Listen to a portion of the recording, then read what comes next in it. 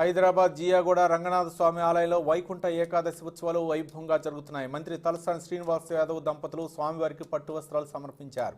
ఆలయానికి వచ్చిన మంత్రి దంపతులకు పండితులు పూర్ణ కుంభంతో స్వాగతం పలికారు. అనంతరం స్వామివారికి ప్రత్యేక పూజలు చేశారు. ముక్కోటి ఏకాదశి వేడుకల్లో భాగంగా రంగనాథ స్వామి దేవాలయాన్ని టీటీడీ తరహాలోనే రకరకాల దేశీయ విదేశీ సుగంధ పుష్పాలు రంగురంగుల విద్యుత్ దీపాలంకరణతో ఆకర్షణీయంగా తీర్చిదిద్దారు. శ్రీరంగనాథుడు వైకుంఠనాథుడి రూపంలో గరుడ వాహనపై ఉత్తర ద్వారం నుంచి భక్తులకు దర్శనమిచ్చారు.